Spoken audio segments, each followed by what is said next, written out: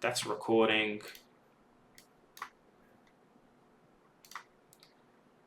Matt Rogers. How you doing? Hey mate, I'm good, man. How are you? We're live. Okay. Yep. We're just catching up because we've never really spoken like this before, although we've chatted Yeah. Well, I here mean, and there. I'm a big fan. I watch all your content. I think you're doing some really cool stuff, and it's really cool to see. A lot of the kind of older stuff and more sought after stuff that you're opening. So that's always a bit of fun. So My channel's it's cool that you expensive, invited me Matt. on. Yeah, it is. It's a I big... don't know how you run it, eh? Look, it's a finite thing. People may not understand that, and why I'm doing a lot different content as I'm having fun is I can't open alpha forever. Yeah. Also, just one day they will be more expensive than they are now, especially with the attrition rate that I have. Yeah. Me and Chris Sires are doing the community a service. We're getting rid of all the alpha. That's all. Yeah. Just unseal it all, right? Correct. Did you see his huge unseal the sign up recently? Yeah. Oh, I saw the stuff about it. Yeah. 25,000, man. 2 alpha boxes and a heart. Like that sold out in less than 8 hours. 25,000. Yeah. That's... people are keen, man. Yeah, no, people getting behind the game. I mean, we have had a little bit of a market crash or whatever lately, but I think things were probably a little bit higher or heightened or hyped a little bit more than they possibly should have been. Yes. In a short period of time, and then we saw a bit of correction, and now I think things are kind of hyping back up again, which is great to see. Yeah. Now, I've got my deck on the screen.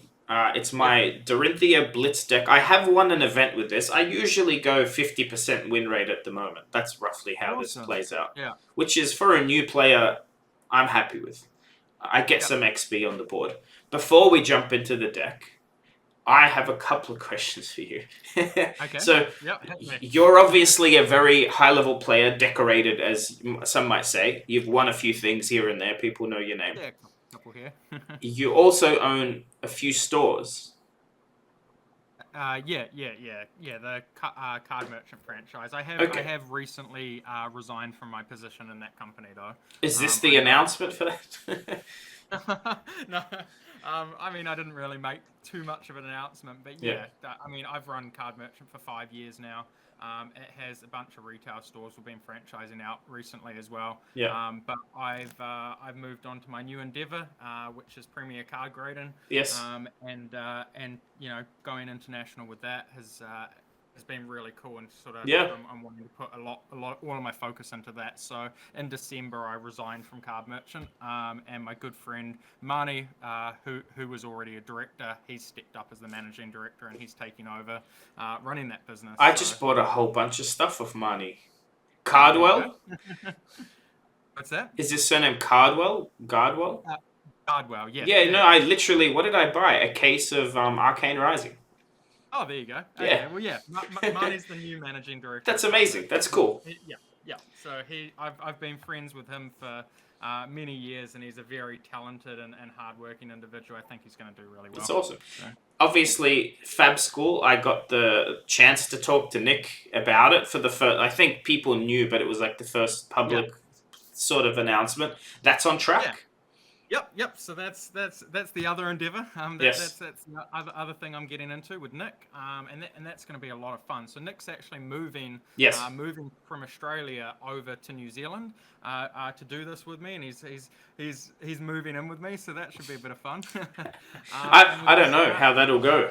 Yeah, I don't really know either. So 50-50. No. Nick's a great guy, and we get on like a house on fire. Honestly, it's a lot of fun. He's such an intelligent person to just have any sort of conversation with, and I think we think quite alike, and we just really enjoy card games and stuff. So I really want to start making a massive amount of regular content with Nick. So I think our plan is to launch a little Patreon, a little FAB School thing.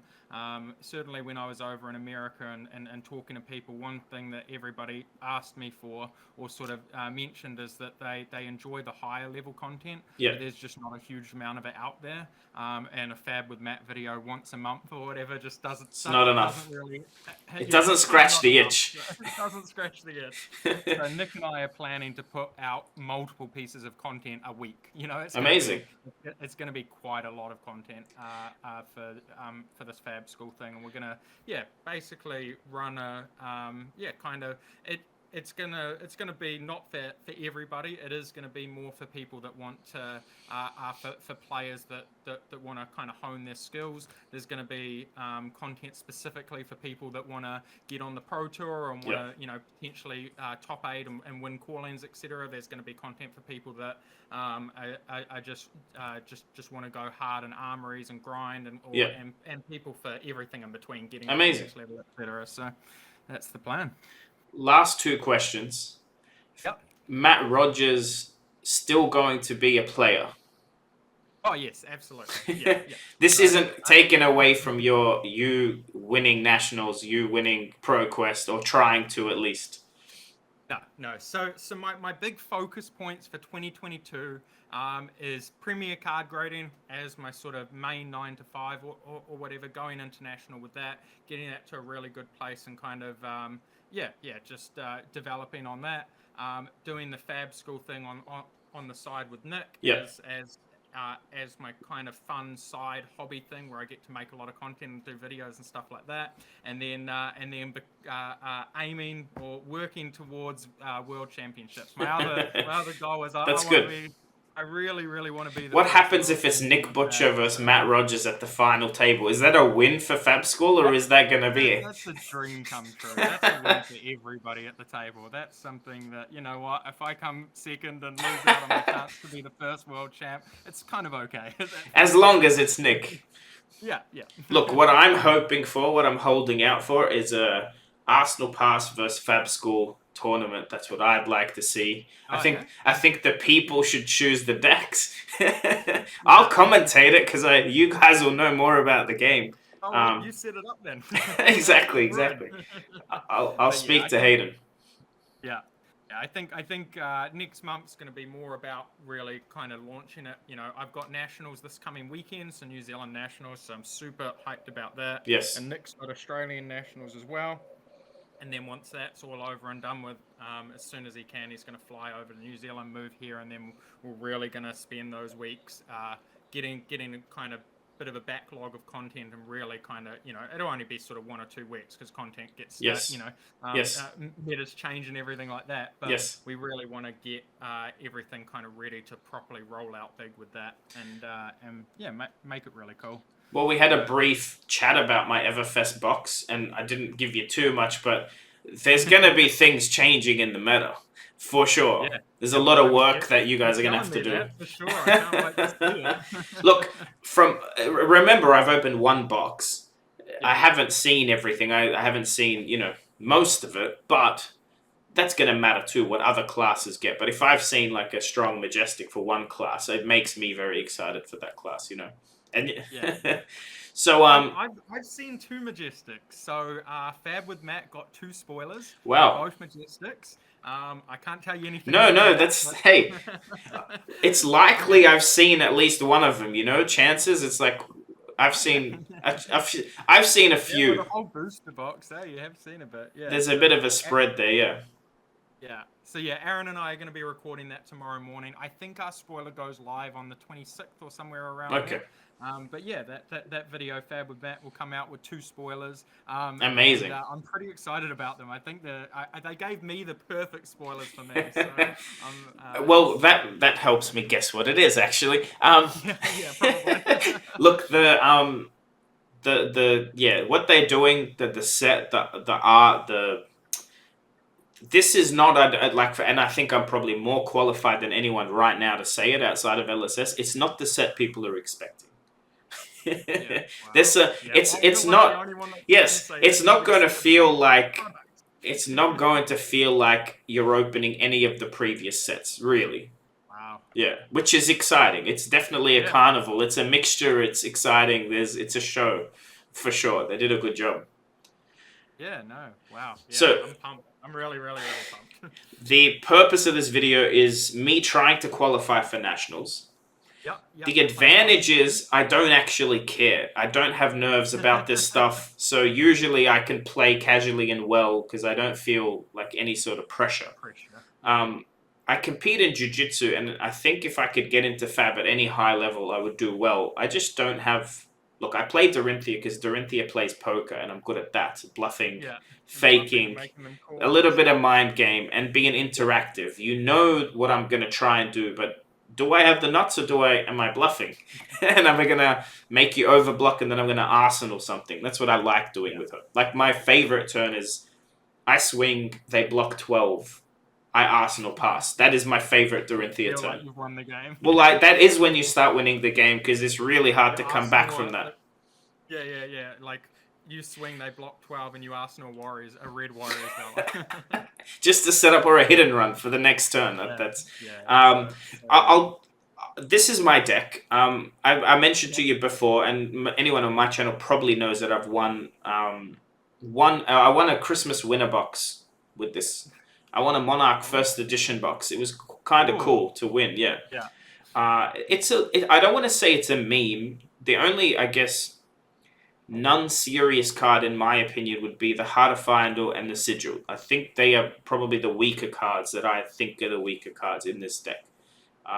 So sort of disagree with you. Great. And so Heart of Findale, I think, is a very strong card in Warrior. It's definitely at its strongest in this deck. So I've never found another deck that I want to play Heart of Findale in, but I do quite like it in Warrior. The only caveat to that is that I do believe it's a sideboard card. Like, I'm not playing Heart of Findale in every single matchup. I'm playing Heart of Findale in matchups where I'm barely ever blocking. So then it's just almost always going to be an upside. So I find that in Dorinthia, I quite like to board in Heart in those matchups, and if it gains me 2 life throughout the game, I'm up almost a card. You know what I mean? It's huge. And Sigil, what do you think of Sigil? Sigil's more of a Blitz card. So Sigil's all right in Blitz. It's definitely not the strategy that I like to play with Warrior. I think that if you're going to play Warrior as a bit of a mid-range deck, there's just far better heroes out there that can do that better. So I think Warrior really needs to lean into what it's trying to do, and I don't think Sigil helps that. Yeah. Now, I'm quite a novice at card games in general. This is my first card game, full stop. Oh, really? Yeah. Welcome to the industry. I mean, I've played Hearthstone. You can't get out now. No, and I'm quite addicted. Like, this is... Yeah. I go to like 5 events a week, man. I'm not like casual anymore. Wow. One thing I know, I played some CC at RC Crew, as you know, it's where Nick plays and a lot of the better players play, was I was swapping in Steelblade Shunts against certain people and out for certain matchups. So they're like, that's sort of the obvious sideboard for me. The other one is a good friend of mine, Brent. Brent plays Dory. I don't know if you know Brent, but he plays a real hit and run heavy Dory. He plays all the hit and runs in his Blitz deck. So I know there's a couple of different ways. My Dory goes... No chill Dory. No chill. And he does really well. Like, he's never lost against Kano, according to him, which is a harder matchup for my deck, I find. Because my deck doesn't race and get counters as quick as his. Yeah, okay. The 2 routes have won me more games than anything else in this deck. Not everyone runs 2. Route is very much that type of card. It's either going to be incredible or pretty bad and nothing really in the middle. It's such a high roll card. So generally, when it's incredible, it's the best thing you could ever hope for. What's your thoughts on a red plow through? I quite like Sorry. plow through. You could tell me plow through. I was going to say overpower, not plow through, but let's talk plow through. Okay, yeah. So Plow Through, again, I think is a sideboard card. I'm definitely not playing it in every single matchup, but I think it's a great sideboard card for mid-range decks that are trying to kind of trade and block with you a little bit. It really, once you start breaking through in the mid-range, you snowball that. So cards that kind of make it quite hard for them whenever they don't have the defense reaction and can kind of start that breakthrough can get way up there. So I like Plow Through as a sideboard card, definitely not a main deck card. But yeah, I can get behind it. Talk to me overall, when you see a Blitz deck, does it even relate to the CC deck, or are they completely different beasts? No, they are actually quite similar. They just have a lot of sideboard options and stuff. The Blitz deck, you generally have to play a whole lot of sideboard cards that you would not usually play in matchups, just because you really want them in the 40.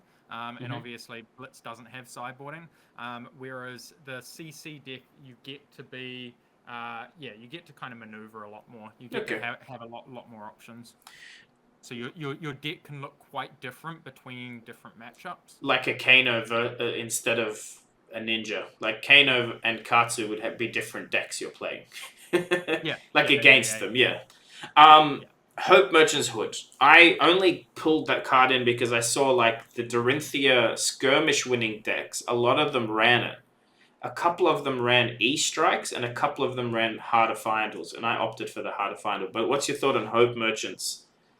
Yeah, so Hope Merchant's Hood, there is reasoning for it, and that is that after you've kind of pitched for half of the game, you've got a bunch of blues in the bottom, so in the matchups where you need to keep drawing blues, Hood can help there, but generally in the strategy that you want to go with Dorinthia, like, I'm not that worried about the mid or late game because my plan is to not get there. My plan is to kill them early.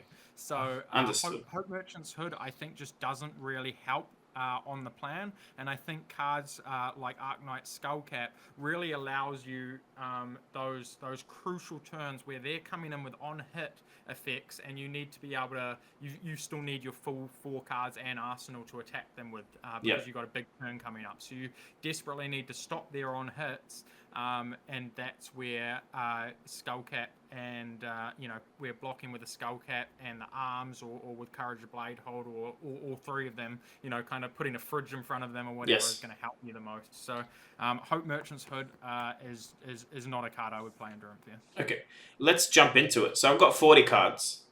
How would you look at, like, do you start just chopping things out for the main deck here? Yeah, so firstly, what we want to look at is kind of where we want to be on ratios. So straight away, if you hover over that pitch 3, you got 14 blues in there, which is about 30%, I think, on a 40 card. I lost you. What? Oh, sorry, you there? Yeah, you're just lagging a bit. There you are. 30% of my deck is blue right now. Yeah, 35 actually. 14 is 35 from 40, isn't it? So 30 is around about where... So the first thing I'm thinking about with Dorinthia and with my blue count and stuff is how many blues I want to draw per turn. Am I playing a deck that needs a blue every turn? And am I playing a deck that gets punished by drawing 2 blues in a turn? So Dorinthia is more along the style of, yes, you desperately want a blue every turn, which means you need to play at least 25% blues, and you are getting punished if you draw 2 blues too often. So you can't, you definitely don't want to go up to that sort of 40% blue or something like something like that. Where anything where it's 2 and 4 cards is 50%, right? And anything that gets anywhere close to that is no good. Bad. You want cards with 2 blues in your hand way less than even 1 and 4 or 1 and 5 turns or something like that. So where I'm sitting at is like I need at least 25% blues. It needs to be higher than that because I want to try to guarantee 1 every turn, but I desperately don't want to have 2. So 35, 40 kind of seems a bit too much. Understood. And maybe around that 30% or as high as 1 and 3 cards, 33% is where I'm looking. So, so for a CC deck, if we're playing 60 cards, I think we want to be around that sort of 20 20s 33%, 20 or below, right? So in most matchups, I want to be playing sort of 18, 19, 20 blues. That's kind of the theory there, depending on whether I want a little bit more or a little less. Now we can play more blues than that, but only if the additional blues are sideboard cards. If we know that they're not going to be played in every matchup, and we have to understand that we're sacrificing sideboard slots for them. Are you still counting Glint as a blue? Like, because it's definitely something you're going to play ideally, not pitch often, right?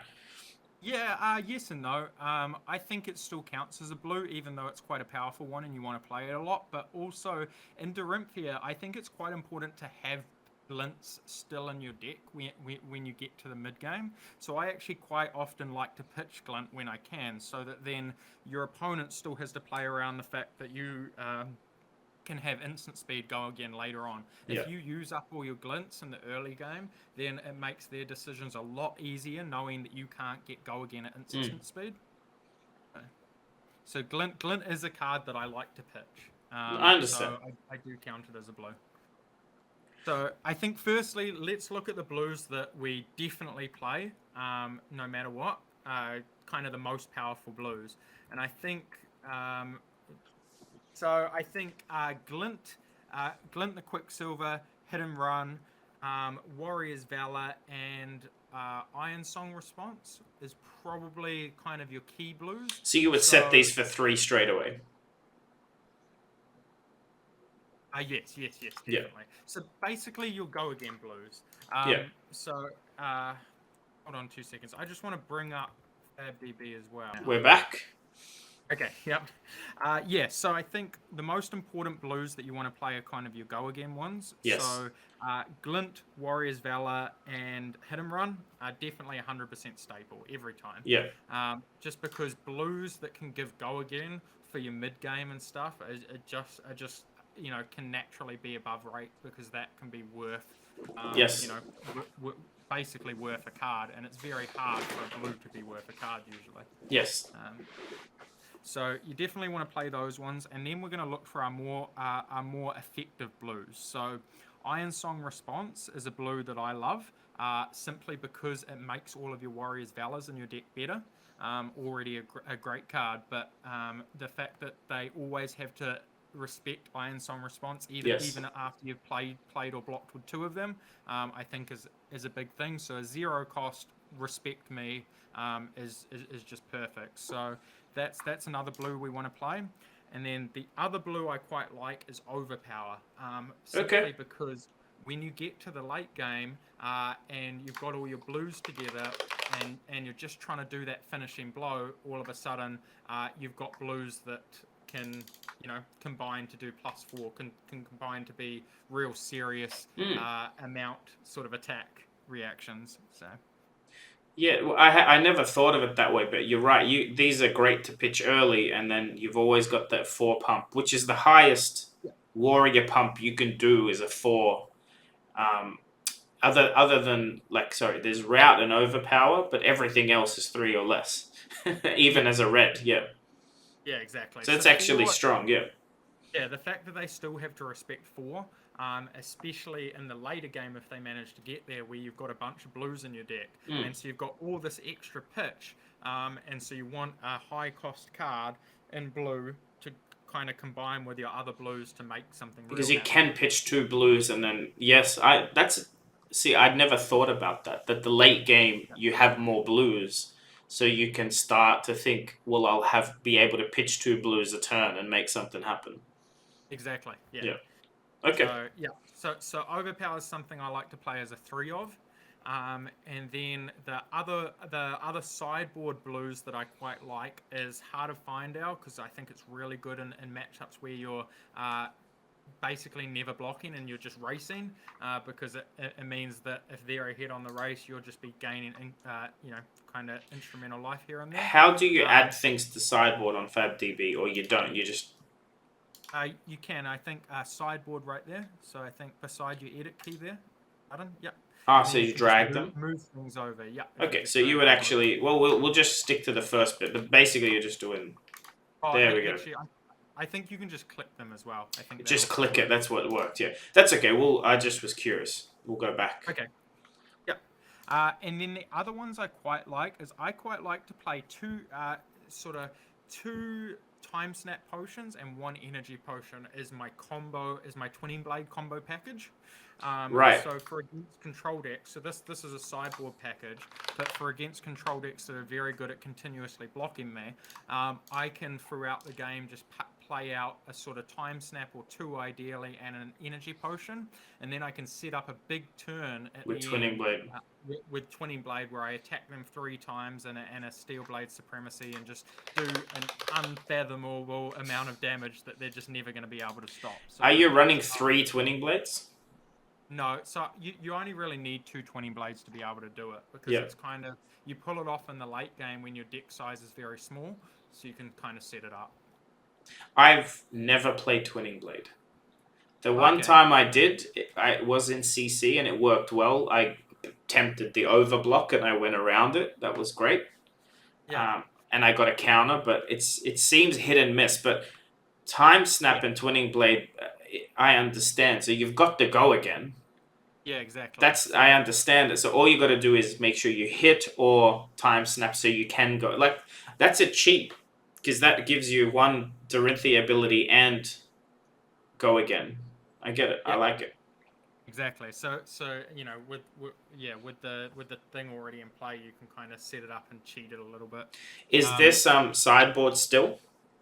Yes, yeah, this is sideboard. So I'm not saying you play twinning blade in every matchup. This is absolutely a sideboard package for when you're up against control decks that are just blocking you out forever and trying to fatigue you. You set up a turn where you're going to deal like 20 damage to them and just go utterly crazy. Is this good against Oldhim? I find Oldhim's a hard one to get damage on. Yeah, exactly. So that Oldham's the sort of matchup that you want this set up for. So, you're not going to play your twinning blades against your Briar decks and stuff like that. This is a specific package where you bring in the potions and the twinning blade just to set up a crazy turn against Oldham and decks that are trying to control and block you. That puts us at 22 blues right now, but obviously some are going to come in and out. Yeah, so some of those are sideboard. One that I don't like, though, that I keep seeing in a lot of lists, but I don't think really hits what you're trying to do, is Steelblade Shunt. I don't think Steelblade Shunt is really the blue that you want. I understand that people play it because it means that in the late game, if they're on 1, you've got a blue that can just end the game. But I think there is a price that you're paying for that throughout the game, and this is a deck that plays a lot less late games than it does early games, right? So you're a deck that's trying to finish the game early, or by the middle of the game, so cards that shine a lot better later on, I think lose a lot of value because they're not as good early on. You play way more of the early game matches, and also we're not always trying to block. Are we? Like, Steelblade Shunt is a blue you got to pitch for. Don't block him, warrior. Nah. Just whack him. So Steelblade Shunt's one I don't like, and Out for Blood is another one that I think is just a little bit too low impact for it to be really what you want to do there. So I think we already get the +1 threaten from playing the Iron Song response, and I don't think we really need more than 3 of that in our blues. Yeah. So the other one that I quite like playing for a lot of matchups, and this is one you can sideboard out a little bit here and there, but it's a blue that can randomly be quite good in matchups where people aren't blocking you too often. It really threatens people for not blocking you, which is what your deck wants to do anyway, is Nature's Path Pilgrimage. Just because it's a card that can net you an entire card up if they don't block. And does that quite often. So the blue version of that, it's a blue that can grab a red from the top of your deck X percentage of the time. Yeah. And for a blue to be able to do something like that is quite powerful. For a blue to net you a whole card is a very powerful effect. We're talking Glint. Glint the Quicksilver does that, and that's why it's one of the best cards in the deck. Yeah. So No, I never looked at it like that, but that makes sense. Yeah. So yeah, I find it quite good against other aggro decks, particularly that don't plan on blocking you anyway and plan to try to race you. Against those decks, often you're not arsenaling and setting up as much. You're just kind of whacking in and making sure you keep as much damage flowing as possible. So your arsenal slot is clear a lot more of the time in those True. matchups. When I'm having good games, my arsenal slot's empty. Yeah. Which means you can never set up the true big turn for Dorinthia. You're always one card short, except for Singing and Glint and Nature's Path, which is another. Is this a combo piece with like Steelblade Supremacy and stuff? Is that? Yeah, it absolutely can be. I mean, it's not. It doesn't do it for every attack. It only does it for your next. But it is something that can snowball with that as well in the late game. Well, you would play that in Blitz, wouldn't you? Nature's Path. Yes, I would. Because I'm trying to think, some of this would change my Blitz deck quite significantly, but that's another topic. I'll look at that in my own time. We can do a separate video. Yeah. Yeah, we can go over it at FAB School. Exactly. No, I'll pay the Patreon fee first. What's our blue count out at this point? 20. 20? Yeah, so 33% of the deck. That's kind of where we want to be, right? Are my numbers correct here? 3 Warriors Valor, 2 Time Snaps, 3 Overpower, 3 Nature's Path, 3 Iron Sun, 3 Hit and Run, 1 Heart, 3 Glint, and 1 Energy. I like that spread. Yep, I think that looks fantastic. Is that 20? What do we got? One in it, so 4, 5, 8, 11, 14, 17, 22 is my count. Oh, I don't think it's counting your sideboard ones. Is it because I took out because your time snaps are in your sideboard, it's not counting that. That's alright. I mean, how did it work out that they're in the sideboard? The only sideboard was the heart. Okay, maybe it's a FAB. No, see, now it's 22. Yeah. Oh, now it's 22. Okay, cool. I don't know. It's working now. Yeah. So we got 22, but our energy potion, our 2 time snaps, and our heart are all sideboard. Understood. So we've got 18 main deck, which is perfect because 18, sort of that 18, 19, 20 is kind of what we're looking at. So 18 is the lowest we want to go. That's when we just leave all that stuff in the sideboard. And then in the matchups where heart's good, we'll be going up to 19. In the matchups where we want all the time snaps, we might be going, as much as 20. And just confirming, anytime. Sorry, anytime you're running time snaps, you're running Twinning Blade. It's like a combo thing you put in or out. Yes. Yeah, they're just, and it's 2 of each. And if you can get 2 potions on the board, and you have an arsenal Twinning Blade, is that what you're trying to do to set up? Yeah. So you're playing Oldham, you're poking till you build up to that. Yeah. Yeah. It doesn't necessarily have to be an arsenal, and it can be a Singing Steel Blade as well, Sure. Especially if they're blocking like that and you've gone through all of their defense reactions. But yeah, you just need to have that Twinning Blade in your So deck. that ends up being 4 hits if you get it perfect. Yeah, it can end up being more than that as well. Because of Singing Steel Blade, because of Steel Blade Supremacy, the fact that you're drawing a card on every hit, you can set up a thing where you do 2 Twinning Blades on that turn. So So how many attacks is that? Is it 4? It is 4, right? So it's your initial attack, your Dorinthia attack, and your 2 Twinning Blade attacks. How often have you ever hit that? Yeah.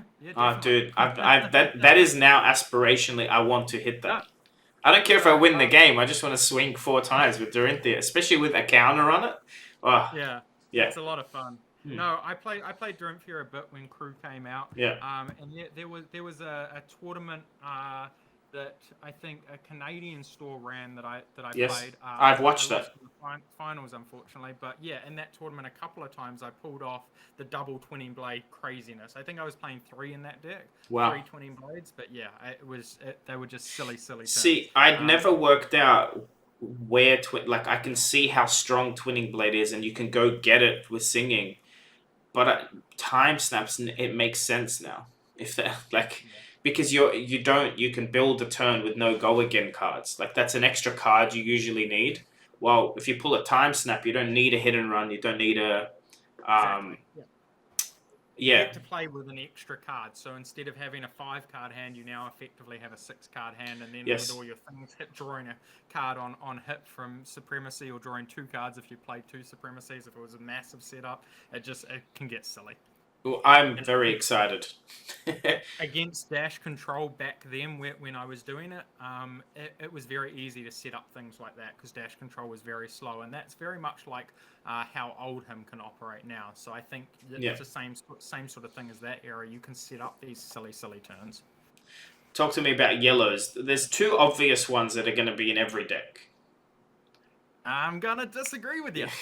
Someone's told me Iron Song's not that strong. It's just Dominate feels so strong. Okay. Yeah. It feels strong specifically because you've been playing it in Blitz, and in Blitz the combo of Iron Song Supremacy is quite powerful because you're not playing against as many defense reactions. In Classic Constructed, most decks are boarding in defense reactions versus you. So when you have to trade a whole card for +1, if they're able to stop the Dominate because they have a defense react arsenal, you're just going to be so much down every time on Which that. Again, back to the Oldhim matchup, that doesn't matter against Oldhim most of the time. Because you're doing like Crown of Seeds, and you're doing Shield, and Oldhim's ability to prevent too. Like, it really doesn't matter. Yeah, you can stop Dominate quite easily, especially with all the So sideboard yellow, is that what you're saying? No, I don't think Iron Song Determination deserves a spot. I think that's the biggest track in Warrior, and is a card that I play 0 of. I just feel that having to trade a whole card for just +1 damage is just way underrated. The thing is, with Dorinthia, in your ideal game, you want them blocking anyway. That's true. Dominate and not allowing them to block isn't actually that good. That is the big brain thing. That is counter Dorinthia. You're like, oh, you don't block me with more than 1. Usually they don't block. Or they don't block the first swing. They just let it happen because it's dominated. While really you want to tempt the overblock on the first turn. Yeah. You either want them overblocking and then you're all of a sudden up cards, and it doesn't matter that you didn't deal damage with Iron Song because you're up cards, so you're gonna effectively deal more damage throughout the rest of the game. Yeah, I never thought of it that way. Yeah. Singing Steelblade is a no-brainer though. Let's not disagree on that one. Oh yeah, absolutely. It's very strong. No-brainer. Bang that one up to 3. Yep. Yeah. Because +1 is sometimes guaranteed to hit as well. Like, the +1 is great, but then going to look for a Iron Song response. I've gone and looked for an overpower when I had a blue in hand. Like, you can do some crazy stuff. I mean, Singing Steelblade Route is kind of the big thing, right? I'm sure you've won plenty of games off doing that. It's disgusting. And it grabbing Glint, the Quicksilver as well, it allowing to be one of your tutor cards for your setup combo with Twinning Blade as well in that matchup. So, kind of does it all. One positive here that I'm already seeing, yellows are never great unless you need them. Because they're like... yellows, on the other hand, can be... but that's what I'm saying. By running only 3 Singing Steelblades and then Twinning Blade is like a sideboard, really... Sometimes you're only running 3 yellows in an 80-card deck, which is... Yeah. I don't even... As in, I feel like I'll be more consistent. Yeah. Awesome. It's just not worth the rate. You want to make sure things are +3 for your card. If you're using a card for something, you really want to add those cards up by 3s and 4s and whatnot. Yeah. So, of course. All right, so let's talk about your reds. So I think the real simple ones, another card that goes really well with that combo, but I don't play it in every matchup, is Red Hit 'em Run. So when you're doing Time Snap Potion and Twinning Blade and stuff, Red Hit 'em Run being a 0 cost +3, another go again for that other attack, can just be crazy. So that's the combo's kind of the 3 cards. Your Time Snap Potion, your Red Hit 'em Run, and your Twinning Blade. So you're using your action point on the first swing, and like a warrior action that has go again, and then Hit 'em Run is your cracking Time Snap Potion. Sure, or your boots, But then hit and run's coming second and third swing kind of thing. Like you're exactly. adding it in to get that plus you're 3. planning to swing at least 3 times on that turn, so hit and run's just fantastic because you're going to get the plus 3 and you're going to get the go again, allowing you for that extra swing. So yeah, okay. So I guess let's keep talking about sideboard reds, and then because Sure. the main reds that you always play, that's easy. We'll come to those Sure. afterwards. The other sideboard reds I quite like is One Nourishing Emptiness, which you've got there. Yep. That's a real nice turn 1 Nourishing. Yeah. Turn 1 Nourishing is a lot of fun as well. It's definitely what you want to be doing. And then in those control matchups where the game's going to go really long, I like to board in Tunic. Yes. So I like to have Tunic in the sideboard so that I get the value as well, because a lot of the time they, yes. and go long decks, they're playing Tunic or whatever, and they're getting all that value. And then we want to make sure that we utilize that Tunic as well as possible. So I really like Flock of the Featherwalkers, only for when I'm bringing in Tunic, but for those long games. Red? Because it's a setup card. Yeah, just red. It's a setup card. I mean, I'm a huge supporter of Flock. I've played Flock in a lot of decks, and not a lot of other people do. So maybe it's just a me thing. I don't know, but I find the value that card can add off Tunic, especially when you can kind of block with a bunch of cards, use Tunic, play Flock, reveal something that's going into your arsenal, and then you're all set up ready for next turn. So, you're obviously never running this when you're running Nourishing. Yeah. Which is why Nourishing's a sideboard card as well. Yeah. But so, you do run Flock regardless of the matchup, or only when the Tunic is in. Sorry. Yeah. So okay. I only run Flock for the control matchups where I have Tunic, and those are the matchups where Nourishing's no good anyway because they have all the big defense reactions. Sure. Flock Nourishing. So, yeah. Okay, I understand. Nourishing against Wizard, that's the meta. Yep. It's like, come here, Kano. Give me 6 cards. Yeah. Nice. The other one I quite like to take advantage of Tunic is Red Shunt. That can just be hugely powerful, especially against decks like Bravo and stuff that are trying to do big dominated attacks and things like the Mirror. Yes. Other Dorinthias and stuff like Red Shunt. If you can play it off a Tunic, it is just so much value. So, it's one card is like 7 health. Yeah. Well, effectively, 7-point swing for one card is just so far above rate. So yeah, we want that as a sideboard card. Again, only when we're playing Tunic. I understand that. It's what you're doing is you keep the Tunic counter and you keep this in arsenal, expecting a Guardian, like a Bravo swing or I mean, no one plays Rhinar, but a Rhinar swing or something. Now, the other sideboard cards I want to play, now these are specifically because you're playing a Nationals grinder. So these cards I would not play in Dorinthia after new format when Briar only makes 1 embodiment token. But for your deck, specifically for this event, when Briar still makes lots of tokens, the 4-block defense reaction, I think, are the only way we can really get through that matchup. It's just too hard to race them. So for your deck specifically, I would play Sink Below and Fate Foreseen, just for the Briar matchup. And still sideboard stuff here. Yeah. So we're just talking about sideboard. Yeah. So for anybody else building this deck up at home, you're not going to be playing. This format's finished now.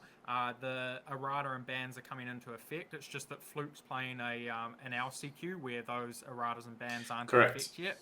Once those do come in effect, I don't think that Sync or Fate are what you want to be doing in Dorinthia anymore. So these are more just for your event.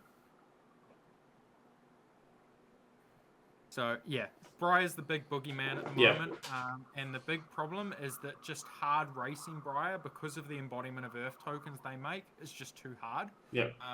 It's not super hard, but what I mean is you're not going to be massively favored doing it. Whereas if you can turn off some of their key attacks, like Snatch with Fate and Sync, that's how I think you can kind of get above rate against them and swing that matchup in your favor. Yeah. So I think the other sideboard cards are more, sort of route overpower. that sort of thing. But we do play them in most matchups, so they're kind of like semi-ish sideboard cards because sometimes we chop one or two. But yeah, let's talk about the other cards that we're definitely playing in. Oh, your other sideboard card, I guess, is Iron Song Response. So very, very powerful red because it's 0 cost. 3, it's kind of the highest rate that you can get.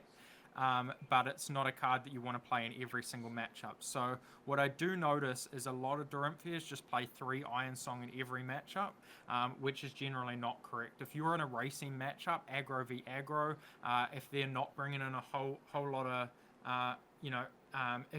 if they're just bringing in a few defense reactions that they're going to Arsenal and own, you don't end up playing them. Yeah, exactly. They get stuck in your hand and they get stuck in your arsenal and they can lose you whole cards worth of value. Yeah. So that they are a card that you do need to sideboard out if you're in a matchup where you're just trading damage and they're not blocking you that often. Yeah. But if they are blocking you, the card's incredible. If they're blocking you all the time, then 0 for 3 is the best rate you're going to get. So you want 3 of them for that. I get that. So the other cards that are just good rate cards that we want to play. Out for blood, 1 for 3, and then it's potentially 4 for your next attack, which is 3 for this attack and 1 for next, so you're getting 4 out of the 1 card, so that's fantastic. Definitely above rate there. Sharpen Steel I quite like. 0 for 3 is definitely above rate because you're not having to pay a resource for it. Yeah. Stroke of Foresight, again, 1 for 3, and it has an add-on bonus, so that's quite nice. So that's like, kind of at least at rate.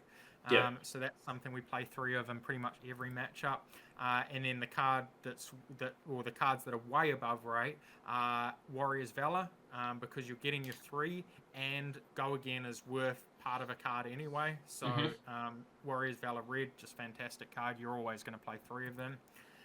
Steelblade Supremacy, because it's one of the most threatening things you can do in the whole game, and it can just go crazy. Yes. If you draw 2 cards off that.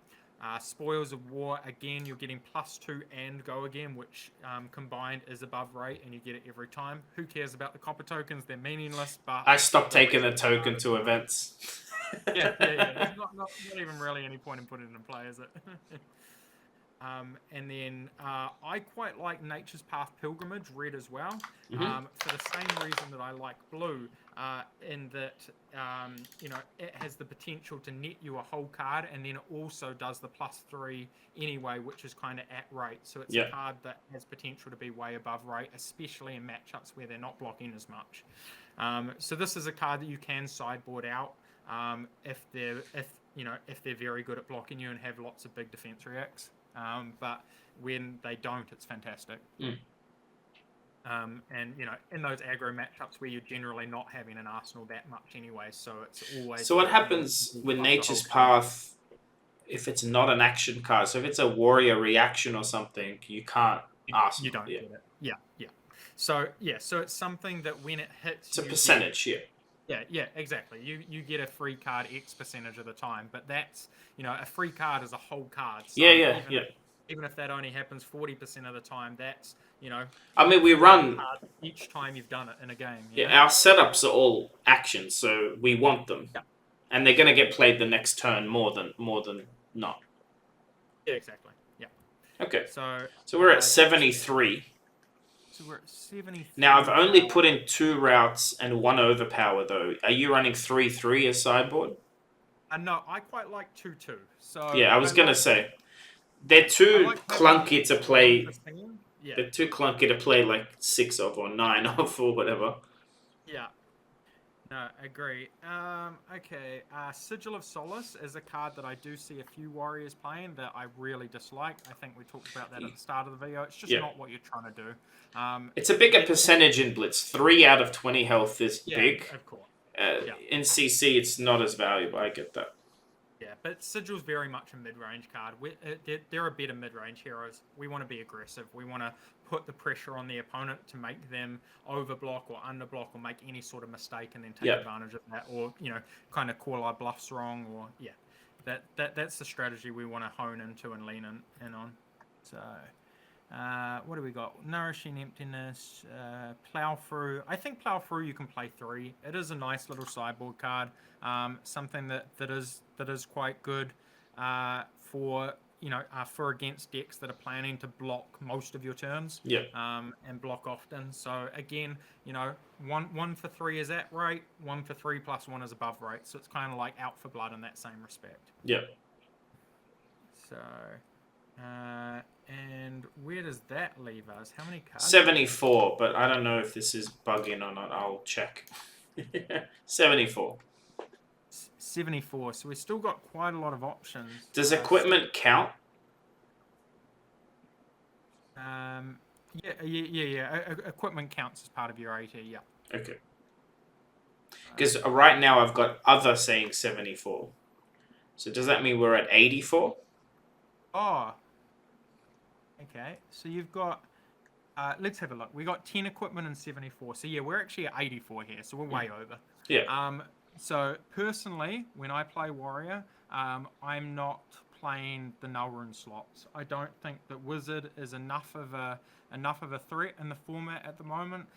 And to be honest, in a deck like Dorinthia, sometimes you struggle to win even with the Null Runes. Yes. Because it's not. We really don't have the blues to pitch. Do? Yeah, exactly. Yeah. So generally, what I like to do against is say, well, look, I'm probably, there's probably a 5 or 10% at most chance that I play against Wizard anyway. And if I do, I'm gonna focus in on what my deck does well and really focus in on just pressure. It's got a double Twinning Blade turn happening. Wizard has no answer for that. No defense reactions anyway. And the minute they start blocking, they die. Is in my experience. Supremacy is an incredible card. Yeah, exactly. So I like to just put them on under pressure a lot more. And Courage of Bladehold really helps to make that happen as well. And of course, I've removed Hope Merchant's Hood. You definitely wouldn't run that. No, I wouldn't run Hope Merchant's Hood. Yeah. Have we got Tunic in there? Yeah, we got Tunic. So I've got 5 equipment now. Braces, Courage, Tunic, Refraction Bolters, Arcanite Skullcap. Okay, perfect. And then you've got the Dawnblade. Of course. So that's 80 cards. That's 80 cards. So can the way I like to learn is actually by repeating some things back to you, and you can correct me, because if I say it helps. Minimum 20 blues. Or down to 18, you said. Yeah. So okay. I like minimum 18 blues. So the way I'm looking at it is if I'm gonna be presenting 60 cards, I'm looking to play more than 25%, which would be 15. Yeah. Because I want to make sure that I draw a blue every single turn. Yeah. But less than sort of 35%. Yeah. Because then I'm at risk of drawing 2 blues on quite a few turns, which is bad. And basically, so it's around that 30%. Basically, it's the time snaps and the heart. Those 3 blues are out of the deck more than they're in. They're the definite ones that usually sit outside. Yep, that's fair. And sometimes Energy Potion as well. I'm not playing Energy Potion in every single matchup. If I want to go down to 18 blues, I won't play the Energy Potion. Understood. Twinning Blade, if you're putting time snaps in because you're expecting... let me get this right. We're running time snaps and Twinning Blade together, and we're running them in matchups that are slow, like Guardian, right? Yeah, so we're running Time Snap, Twinning, and Red Hit 'em Run together. Those cards are one big combo against decks like Oldham and decks with a lot of defense reactions that are just trying to block us out and run us out of good cards. Yeah. The other sideboards are basically our, is it 6 defense reactions? No, more than that, because we've also put Shunt in here. So the Shunt's for something completely different. Yeah, so but this got 6 defense reactions for the Sync and Fate Foreseen is the Briar matchup, really, what you're saying. Shunt is obvious. It's when they're using a weapon to attack me. The Mirror and the big 2-handers is when I put that in Guardian and Dorinthia, right? Basically, yes, but basically anything that you have Tunic for. So you definitely don't want to play it when you're not playing Tunic, but you want to play Tunic when the games are going long and they're blocking you a lot and they're drawing it out. Okay, and that's right. So we said Tunic, if you're running Tunic, you run Shunts, because that's when you're going to play it. Exactly. What was the other card that synergizes with the tunic?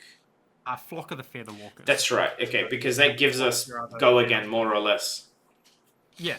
So it basically puts a time snap potion in for your next attack, whatever that might be. So yes, and then you can play it just off a tunic, and then be able to arsenal the card that you reveal. So it's a perfect little setup. Yeah, but other than that, you're choosing like between like route and overpowers. You're look. I'm trying to think. Actually, if we go into sideboard here, that should have been the way to do this. Nourishing sideboard. Yep. Red overpowers. No, not overpowers. So I always play one red overpower. Sometimes you'll cut one or a route potentially.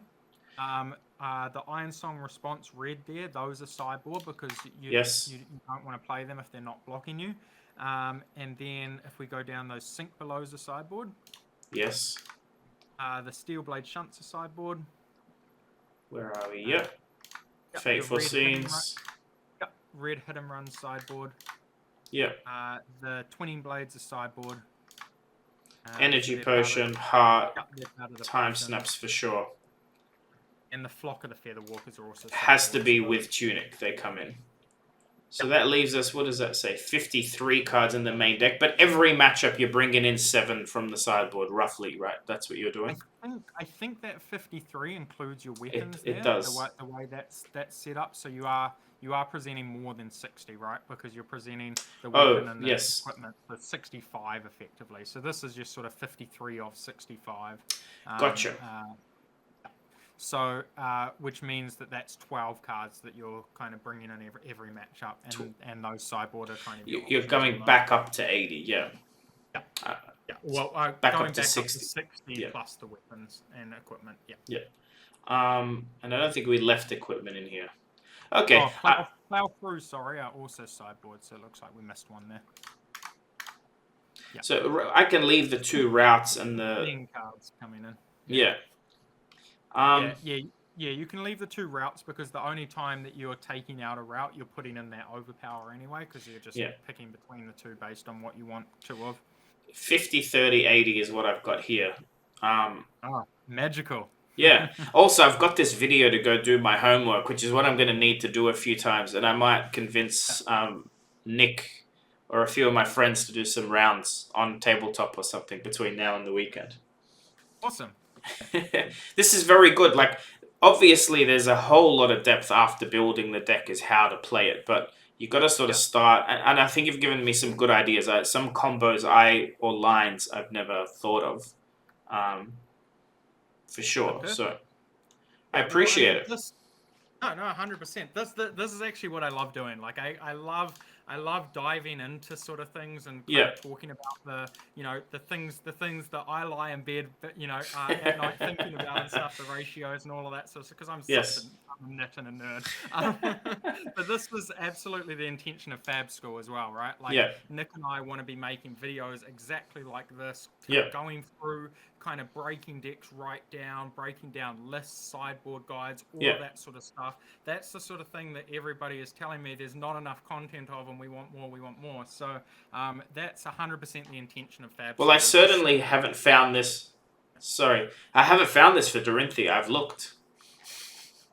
I have a video from like almost 2 years I ago. watched that. That says a little bit of this. But it's missing cards. It's missing it's way outdated. Yeah, and that's like it gives you some ideas, but this is something I can play this weekend for sure. Cool. Well, I wish you so much luck, mate. I hope you get qualified for nationals. If I get in, it's a big thing for me. Playing at nationals would be amazing. But look, I'm at the vendor booth. I got the Hard to Find or auction happening. I've got a lot to do on the weekend. That auction's going to be spicy. I'm intending to throw in a bid if it's low enough.